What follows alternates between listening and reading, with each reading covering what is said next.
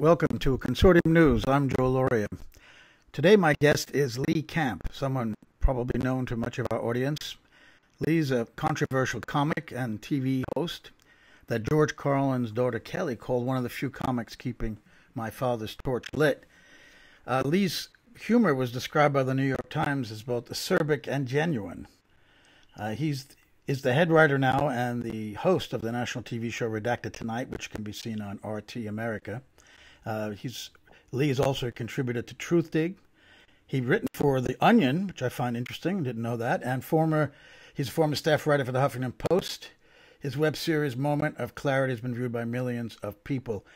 Lee has a new comedy special. It's called Super Patriotic, Very Uncle Sam Comedy Special, Not Allowed on American Television. Let's hope it is on American television, and we'll talk about that in a few minutes.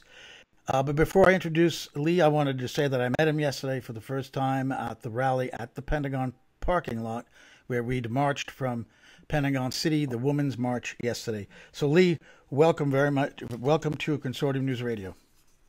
Hi, Joe. Thank you so much for having me. So tell me what your impressions of the march were yesterday. Well, it was coming together of a lot of people I respect a lot, and so I thought that was very cool. Everyone from Jill Stein to Ajamu Baraka to Veterans for Peace to Nick Brana and the People's Movement for a People's Party. Just had a lot of great people there. Cindy Sheehan, of course, helped put it together, and Code Pink, Medea Benjamin. So I thought that was very cool to see so many great leaders on the anti-war front all working together, and obviously the people in general that were there were just amazing, wonderful people who just want to see a world without war and without endless killing that we're involved in. Obviously, I wish the numbers were larger. You know, it's kind of funny that this was the women's march on the Pentagon, and it was a stark difference from the kind of corporate-run women's march that happened a year ago, or more than a year ago, and I attended that one as well to kind of see what it was, and I think the problem with that one is that women's march that had hundreds of thousands involved all over the place, it suffered from a lack of, what are we really doing here? What are the real goals here? It kind of just seemed like a get together, and I guess there's some positives to that too, but I thought the one yesterday was much more meaningful. Well, as you were saying on your show, and you kind of sent me a video, I was watching, that when you ask the resistance people what they're resisting, it's not war, it's not prison population, it's not lack of affordable medicines. What is it that they're resisting? Right. It's that's what's so ridiculous about this kind of faux resistance of the Trump administration is the corporate Democrats stand for almost entirely the same things at the heart of it as the corporate Republicans. It is, unfettered Wall Street, unfettered big pharma.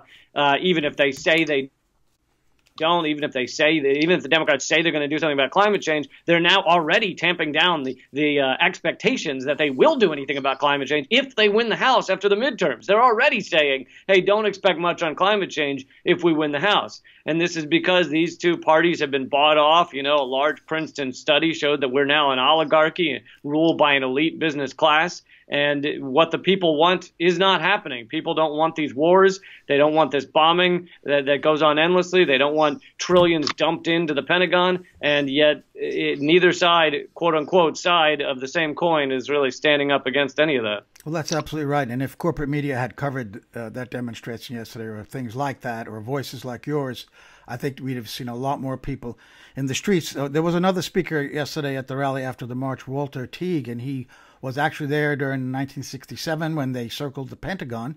They'd marched across the Memorial Bridge.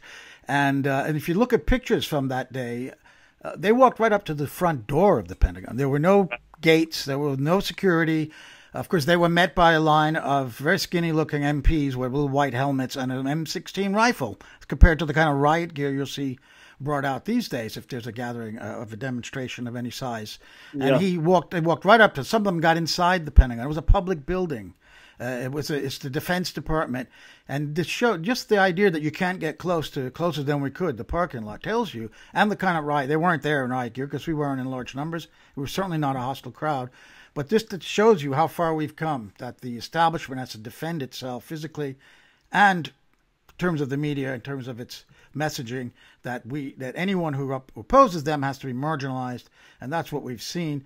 Now you're in a unique position as a comedian because journalists, and I've been a journalist all my life, including in the mainstream, there's certain things we cannot report on. I learned that at the Wall Street Journal where I worked, at the Boston Globe where I worked, that my editors would take stuff out or certain stories would be killed. But when I used to watch Jon Stewart or other comedians, you'd see things there that were not seen. You would not see on the evening news, of course. So you get away with it. Comedians could say things journalists can't, and I came to the conclusion it's because the truth is a joke in America. Well, it's, comedy is a unique tool, and it can be used to get people to pay attention that wouldn't normally pay attention, and it can be used to say things that are maybe too dark or too harsh that aren't always allowed. But, make no mistake, if I wouldn't be allowed to talk about these things on your mainstream corporate airwaves, most of what I cover. I mean, if I were going in hard like I do against corporate America, against Wall Street, against big pharma, against weapons contractors, I wouldn't be on CNN or any of the others, even as a comedian. But we did see, of course, Carlin on HBO and other mainstream, and he had a huge following in the latter part of his career. I mean, I followed him from the very beginning. So that was encouraging. So there's hope for a comedian to tell the truth, is what I'm getting at, much more than there is for a journalist. So let's go over some of the big issues you think are the problem. And militarism clearly is one of the main ones, and that's what we marched against yesterday. But you mentioned censorship and Wall Street. Just go over a few of what you think are and there's so many of them, but just a few of the really main issues we have in this country that need to be talked about honestly and aren't being.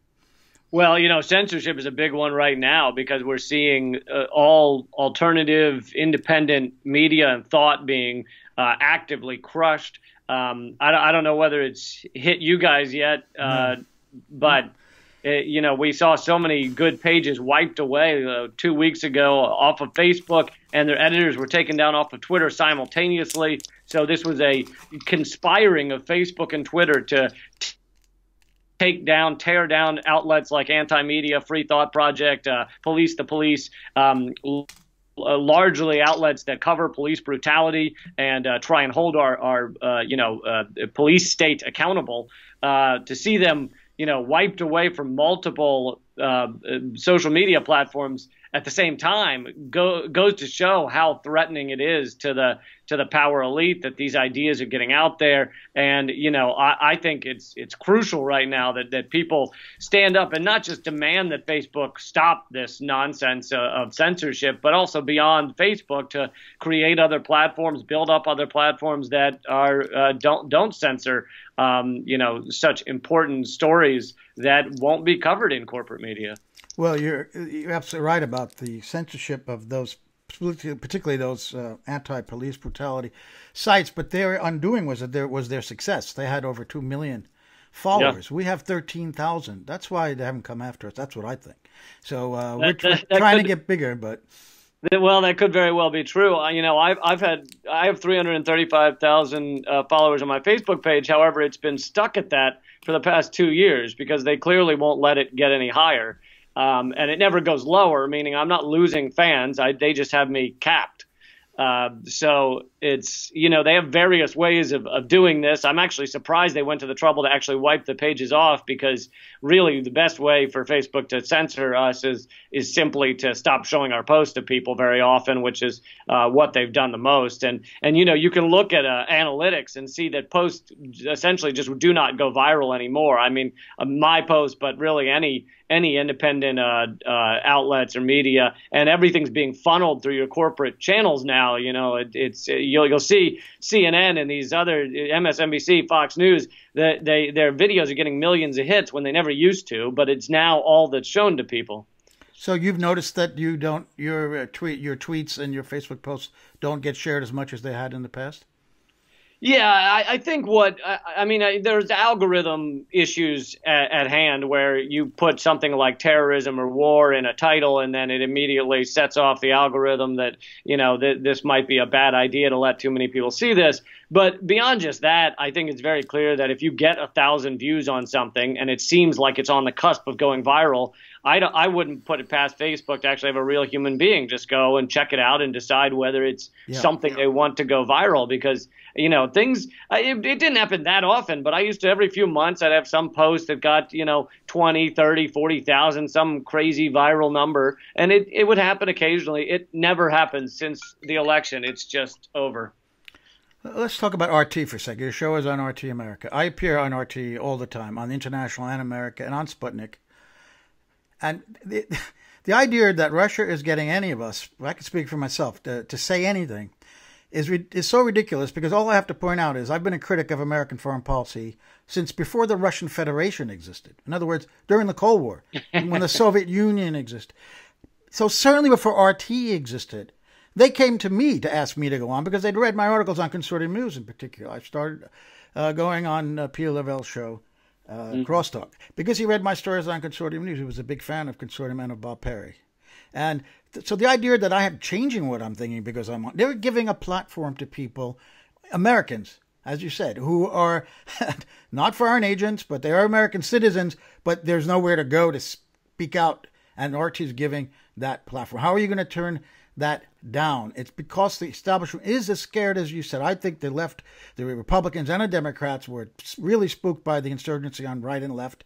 Unfortunately, the right won, Trump, but also by Sanders, as the Democratic Party is now battling with this progressive wing. And they don't want, they've got to remain in control, and they don't want their narrative undermined because their interests, it's their class interests that are being threatened here. They've got a great thing going, and they want to keep it this way. And here are some people coming along stirring up people to say, you know what, life could be better than this. We don't have to be at war with several countries. We don't need perpetual war and all this spending on the military.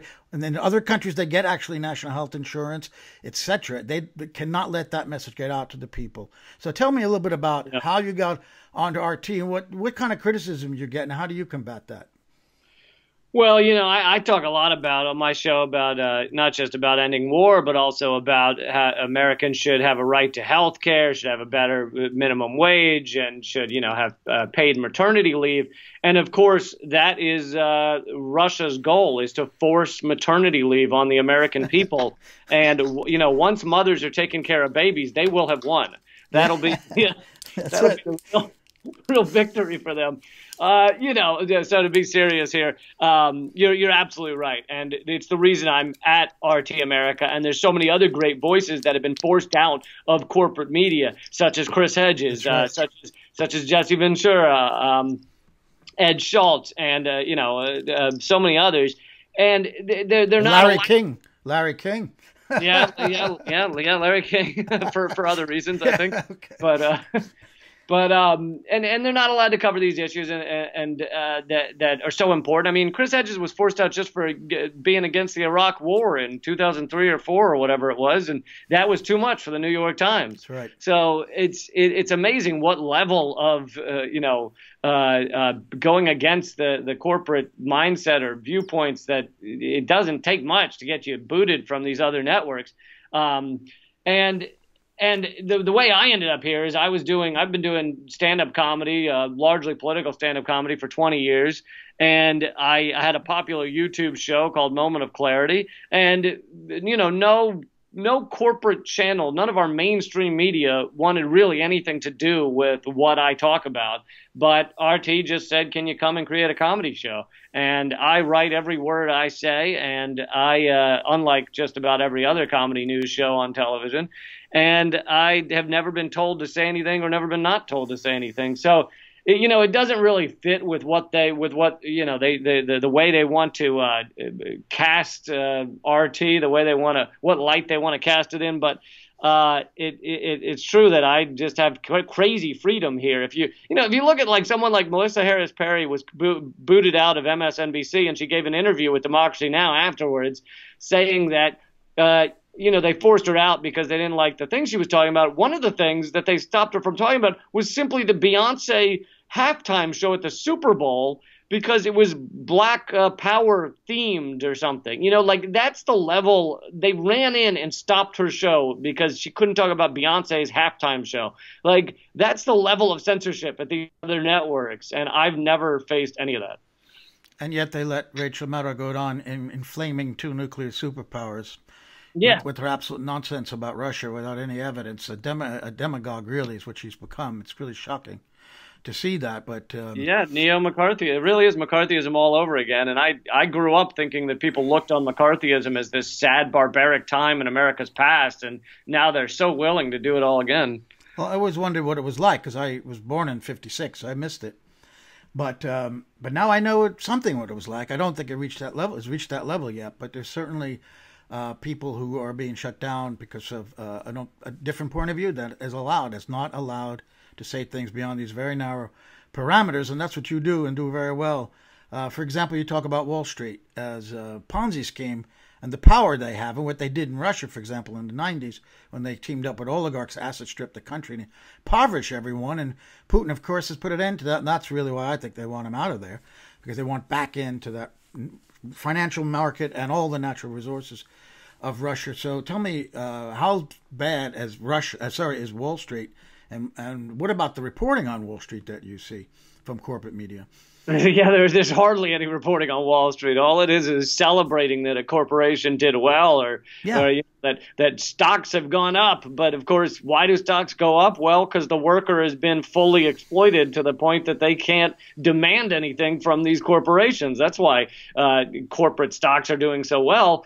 And what I talk about in the special about Wall Street, in the comedy special that I'm putting out, is that if you look at a stock, you know, we believe that a share of a company, having a share in a company, is owning a little piece of it, and then you get a little piece of the profits, the dividends. But that doesn't really exist anymore. There's almost no dividends, and if they get paid out, they're very small. So really, everything a stock is just owning a piece of paper that has no real value, and you hope to sell it to someone else who thinks it has value, which, you know, if you can get rich doing that. People can make a lot of money doing that, but that is the definition. That's the dictionary definition of a Ponzi scheme, meaning if people stop putting money into that, then it just all collapses. So, you know, I'm not saying people can't make money doing it, but I think people need to understand what the stock market really is, and that if that money isn't new investors aren't buying up the stock at a higher price, it just all collapses. And unfortunately, a lot of people are uninformed about this. It's not like everybody's an informed trader. There's a lot of pensions in the stock exchange. There's a lot of people's retirement wrapped up in this stuff, and it's just a high level of gambling. Well, they used to prevent pension funds from getting into certain very high risk securities, but I don't know if that's the case anymore. The fact is that Wall Street has such a dominance over our lives, and that is partly because of the way corporate media covers it. They put the CEO on the front page of the business magazines, right, celebrating them. And Trump, the CEO of Lockheed Martin, was on the cover of Forbes a couple weeks ago. And when, of course, Trump says that the economy is doing great, he's talking about Wall Street. That's not the economy. They're not actually creating anything. You've just explained very well. Pieces of paper being traded. This is not building anything. It's not building infrastructure. It's not growing food. It's not creating anything that's needed. It's not the real economy. It's always a bubble. And we had the enormous crash in 2008. That was the moment when Obama could have done so much. He could have nationalized banks at that moment and gotten away with it. They were on their knees to him, literally, in the Oval Office. And he let them restore it the way they wanted it to be, back to the way it is again now. And they used our taxpayers' money to bail them out. And that was, again, what probably will happen if we have another crash, which could be much worse than the one we had. And didn't prosecute a soul on Wall Street. And, you know, you have J.P. Morgan Chase came out with an investor statement or whatever they call it recently, saying they believe the next recession or burst is going to be in 2020. So imagine one of the largest banks, investment firms in this country is saying that, oh, yeah, this is just normal. This is just normal for our economy to have the largest collapse almost ever in 2008 and then to do it again 12 years later. How is that normal? That's, you know, a disgusting form of economics to just destroy people's lives like that. Well, because they don't care about other people's lives. Clearly they care about their own. But even in 2008, a whole bank, Lehman Brothers, disappeared basically. So they will weed out some and become larger and larger as they consolidate even more in that industry. So even banks can go the way of collapsing if it's good for the really powerful people on Wall Street, which of course all they care about. There's social pathology at the basis of all of this, of our militarism and our Wall Street monsters, really, is what they are. And then we have a police state, of course, and a surveillance state that got a burst of attention when Snowden came out with those files. And now they want to put, the press seems to want Julian Assange here in Northern Virginia in a jail cell. Tell me about that, about how the press turned against Julian Assange. What does that mean? Yeah, because he revealed, the goings on of the elites, of the elite media, the elite government. He is you know better than I do because you were, worked at some of these bigger outlets. But you can reveal things as a journalist as long as you're not revealing the corruption of the elites. Once you step over that line, you are, you should be prosecuted to the fullest extent of the law. So, and we heard about this massive surveillance state, and now we continue to go along. Bush and Obama created these tools that now Trump is using, and it is pushing us towards a tyranny, a dictator. And these are tools that Obama helped create. It's, the largest surveillance state ever. And now the faux left wants to pretend that, this is all Trump's doing. No, this stuff was created under Bush and Obama. And it's disgusting on a really high level. But, the surveillance state and the prison industrial complex. And as Trump has proven, if Obama didn't have Congress for a lot of the time he was in office, but if he really cared to decrease our prison industrial complex, the surveillance state, he could have talked about it every day. He could have been given speeches the way Trump gives speeches every day. Use the bully pulpit to tear down the prison industrial complex and the surveillance state. But none of that. There was hardly a mention of it. And of course, he didn't prosecute any of the torturers. He said, let's look forward. He let the banks off the hook. He let the surveillance go on with some cosmetic changes. But what's amazing to me is the very short memory of liberals who are probably upset. It wasn't that long ago the Snowden's revelations came out, 5-6 years ago. Right. And yet now they're praising intelligence officials on TV, ex-intelligence officials become their heroes, simply because they're standing up to Trump. I mean, are we really a nation of those kind of simpletons, even amongst people on the so-called left? Well, the manufacturing of consent is real, and I think the memory of the past is very short, especially when it's intentionally ignored. So, there's a reason our media nowadays does not talk about WMD very often, because they're basically just doing it all again with Russiagate, and they don't want people to remember that you can have the head of the FBI, and ironically it was Mueller, and the heads of the intelligence community go in front of Congress and say, we know for sure this is a slam dunk and this is why we have to bomb this country or be against this country, and it can all be bullcrap. Like they don't want the American people to remember that, and that was only a few years ago. So they want the American people to have short memories. They want us to be afraid, stay in line, and now, as we mentioned earlier, they're trying to get everyone back into the box that only listens to Fox News or CNN and thinks those are the two sides of acceptable thought. And that, in fact, is the only way I think you could stay healthy in this environment that we're talking about, which is stay away from establishment media, thinking, even people, if necessary. And because there's an alternative out there, and people like yourself, our website, and so many other good ones, Truthdig, etc., there is an alternative media that still exists. And there you can get your news, and you can get criticism of corporate media, so you know what they're saying. You can see little clips. I have not had cable TV in about 8 years. I do not watch any of the corporate TV stations because TV news has become such a joke here, not a real joke, but a sad joke. That if you stay clear of that and you realize we don't need the establishment to verify us. We don't need them to sanction us. We don't need their approval. But I see so many people in so-called progressive left who do need that.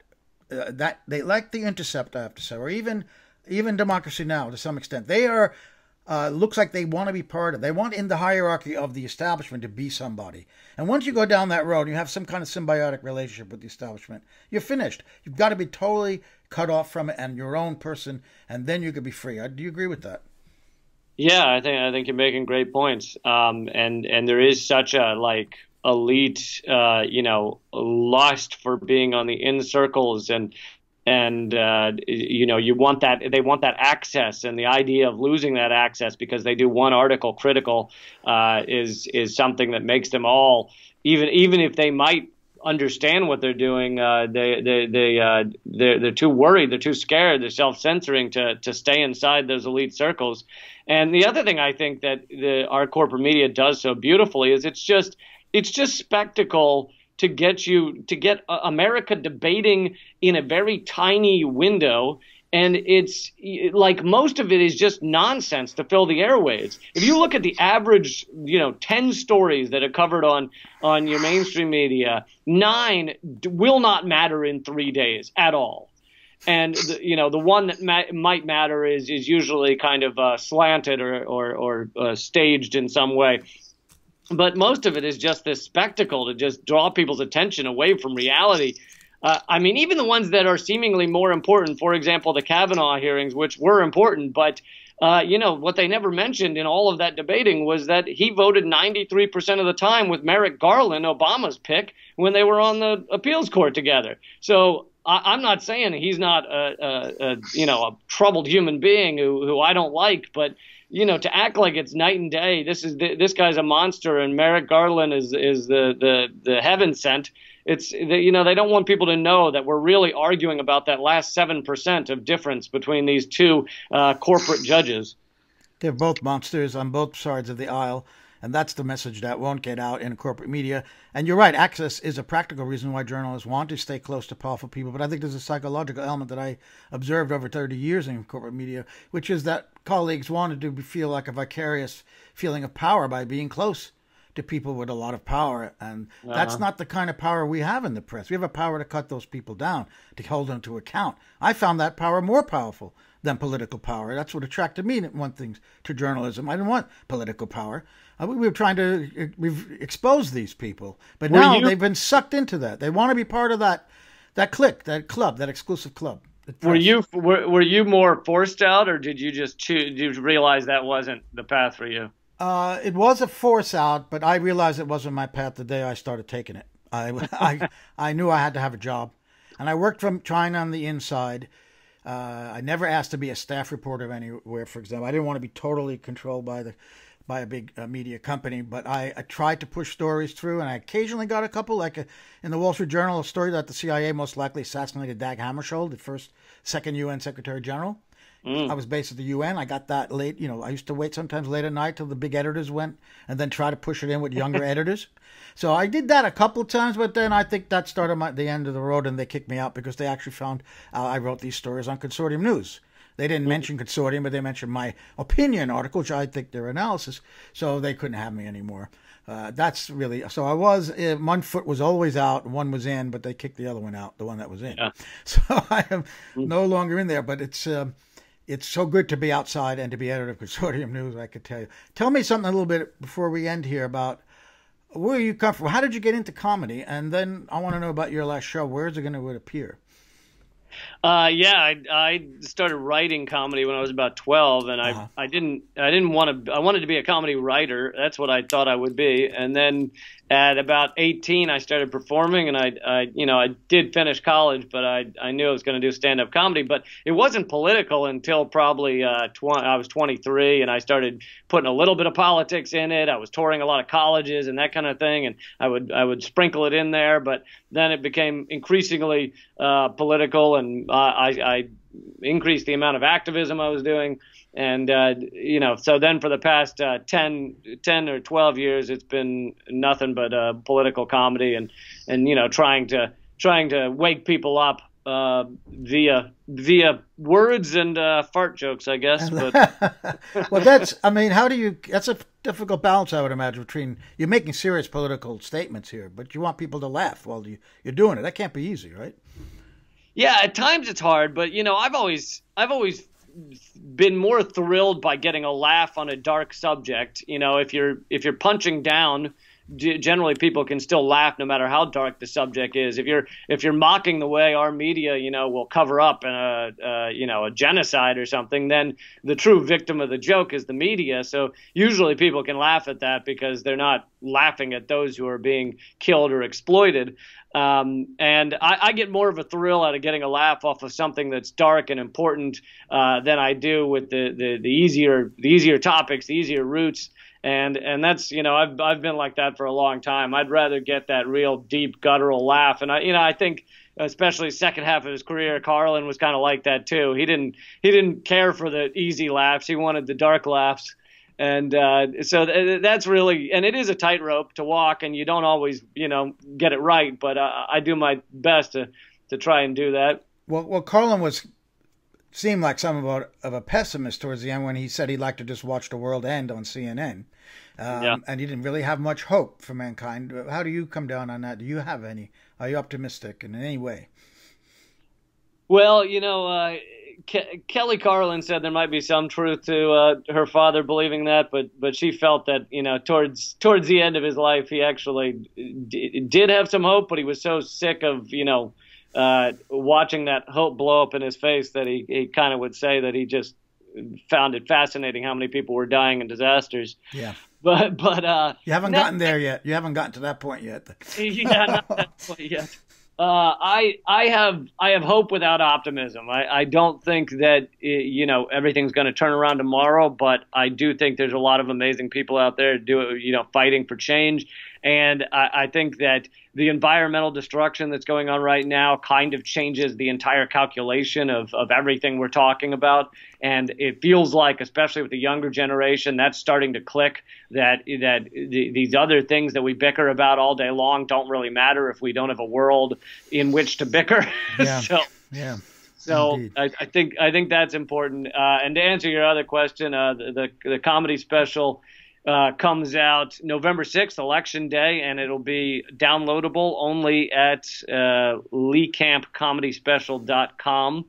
But you can pre-order now. But whether you pre-order or buy it on after November 6th, the promo code to get 25% off is Uncle Sam. So it will not be allowed on American television, you think? No, it will not. Well, what a surprise. Thank you, Lee Camp, so much for spending time with us there. I've really enjoyed it. Thank you so much, Joe. All the best.